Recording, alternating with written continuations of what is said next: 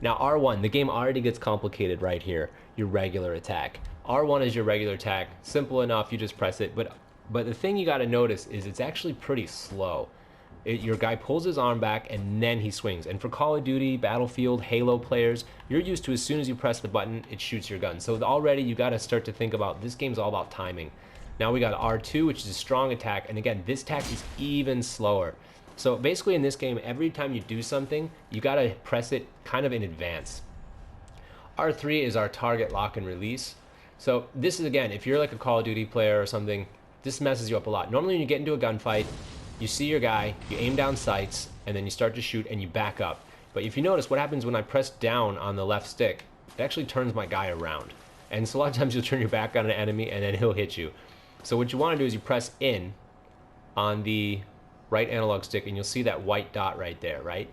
And then that way, if I press down on the stick now, my guy will just back up, okay? I suggest you guys take the knight character. I think that is probably the best starting character. It's got the most health, the most armor, his weapon does the most damage, you got the best shield, and he doesn't use magic, so there's less to think about. But if you guys do want to use magic, I want to show you guys something. So it's very easy, right? You use the lock ability, and then you just hit L1, and that's the like fiery hand you see there on the left side of my screen. And there, that hit him no problem. Seems simple enough, right? But I want to show you guys what happens when a lot of these guys, you see there's a guy just sitting down, right? So when I press in on the right stick to lock, it doesn't lock on him, right? Because they're supposed to be kind of like hidden. So if you want to hit those guys, it's complicated. You got to like line up your character with the left stick, and then you need to line up the height with the right stick. And it's really actually very difficult to aim. See, like there, that was totally off.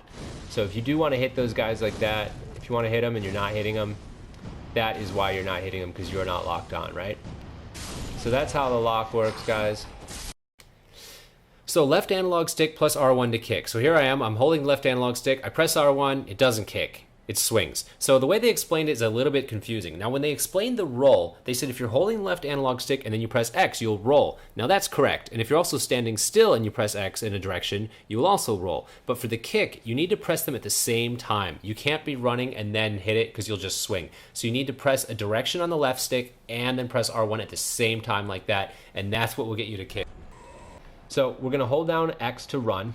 I don't know why they made it like that. That's very silly. When you get to this, rest at a bonfire, this is where you restore your health. And you see on the bottom here, I have something called an Estus Flask. That will restore your health when you drink it. And when you go to the bonfire, it will restore your Estus Flask. So you can get 3 of those again. But the catch is, every time you go to the bonfire, all the guys you just killed come back. You cannot level up any abilities because you need to go fight the first boss and you need to finish him. So we're gonna skip the boss, and then I'll come back to the boss at the end and I'll give you guys my suggestions on the boss as well. Alright, so I switched to my other character to show you guys. After you've finished killing that guy, you're gonna make a bonfire here by sticking the sword in, and you're gonna go ahead and run through these doors. I'll show you guys where to go because it's kind of confusing. It should be straightforward, but it's actually not. Alright, so you just run up here, run up this hill, and this is where you're finally going to be able to level up your character and spend all your souls. And if you see, my health is pretty high now. I've leveled up my character a bit. So you come in here, and you got different guys you can talk to in here. But basically you just come straight in, and first thing you want to do is you go right here and you stick this sword in. I've already done it, but you're going to stick this sword in here. And it'll make it so there's a new bonfire so you can transport yourself to here. And then what you're going to do is you're going to talk to this chick right here. And woman do it. Someone wrote that. Anyway, you're going to talk to this chick right here. Speak that. She's going to say some stuff. And this is where you go to level up. And this is how you spend your souls, guys. And I'm going to suggest how you should spend your souls for a beginner. I am also a beginner. You're going to put most of your souls into vigor, because vigor is what raises up your hit points. And if you want to get good at this game fast, what you want to do is have as many hit points as possible so that you can make every fight last as long as possible, and that'll give you better time to practice. If you're dying in 1 hit all the time or 2 hits, you're going to spend most of your time running back to the boss. You're not going to get much chance to... It's going to be frustrating, and it's going to take you longer to get better. If you're an expert at this game, maybe you can go all damage or whatever because you can avoid everything. That's awesome. But for you beginners, which is myself included, get a lot of HP. Get as much HP as you can. That way you can make a lot of mistakes and you're still alive. Because you don't really need the fight to end as quickly as possible. You're not trying to outdamage your opponent, because basically you're going to need to be able to build your skills in this game so that you can keep making the right decisions. You can block, you can dodge, you can use the right abilities. And the best way you're going to get better faster is if fights last longer and you're not constantly reloading the game. This guy will let you allot your Estus. You can have 4 in total, but since I don't use magic, I went ahead and switched it, so I've got 4 instead of just 3. So that's something very cool. You definitely want to do that. Switch it so you get 4. And then if your weapons ever fully break, you can come here, but generally they shouldn't. What to do after you finish this part? It's super not obvious. You need to go to the bonfire, and then you hit travel, and then there.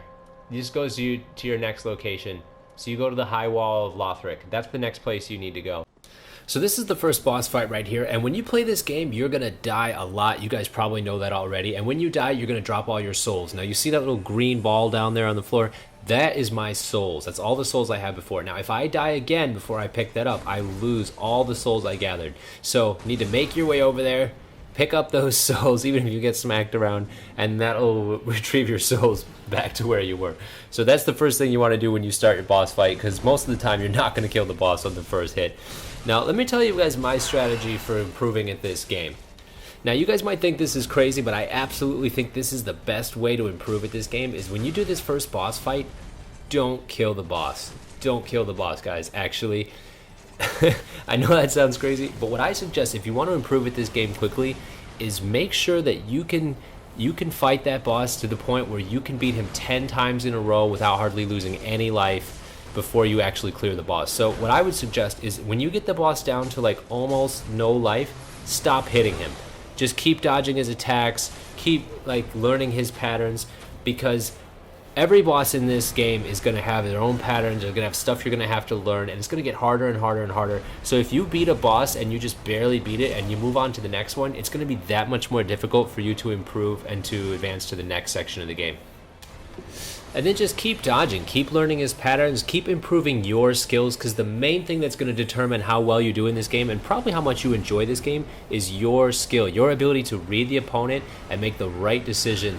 It's not about pressing things really fast. I mean, you see my guy's just standing there, not even moving right now, or now I'm trying just like dancing around. I'm not swinging. I go ahead, I get smacked up right there, but I'm just trying to practice circling around behind the enemy.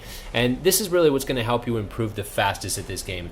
And after a few more fights, hopefully your fight will look like this, where the boss only has 1 hit left and you have full health and you have 3 Estus Flasks and you're basically dominating the fight. When you get in this position, you know it's pretty much time to go ahead, kill the boss, move on to the next part of the game. But don't rush it. You know, if you're still struggling on the boss, keep practicing until you're ready, because if you do finish the boss, you won't be able to fight him again. So yeah, the only other suggestion I have for you guys is if you enjoyed this video, feel free to like and subscribe, because I do put out videos a few times per week. I may even start live streaming this game. I've been live streaming on the weekends, but I haven't done this one yet. Guys, my name's DMC. I hope this video helped you out. Thanks so much for watching, and I'll see you all in the next video.